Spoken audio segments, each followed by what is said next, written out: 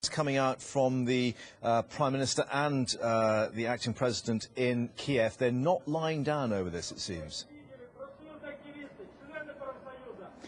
They're not. The rhetoric is amped up considerably from Kiev this evening in a televised address to the nation by both men.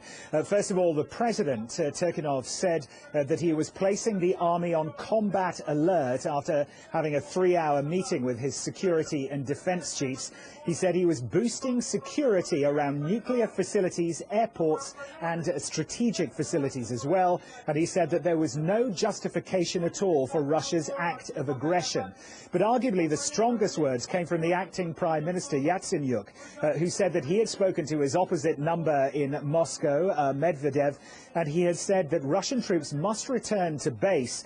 And he warned his Russian counterpart that military intervention would lead to war and any relations with Moscow would be suspended. He also urged Russia to seek a political solution. So this is the answer from the acting government here, obviously furious at what they have seen happened in Crimea, but also wary of taking them on directly on the ground. Of course, cast your memory back to what happened in 2008 with Georgia, when it sent its tanks rolling into a breakaway Russian Republic of South Ossetia. They were crushed by Russian forces in under 5 days.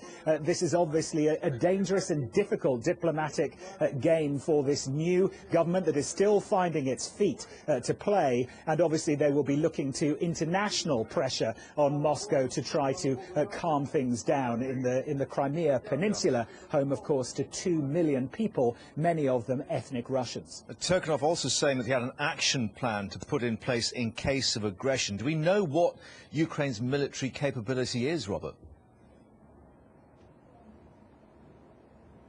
We don't, and this is also the point, that he is not talking in specifics at the moment, and that is because he will not be acting alone. He will be talking to not just, as he said this evening, the acting Prime Minister did, that he had spoken to his Russian counterparts, but also to the other players, the other actors in this unfolding diplomatic saga, and that is, of course, the United States, the United Kingdom, those 3 EU countries that sent their foreign ministers here to Kiev to broker that truce last week that obviously fell pretty quickly after the president disappeared over to Russia. There are so many implications here, so many parameters, so many different things that could occur. They are treading very carefully indeed and not expressing what they may try to do on the ground to counter what they see as this act of provocation from Moscow. Robert, thank you.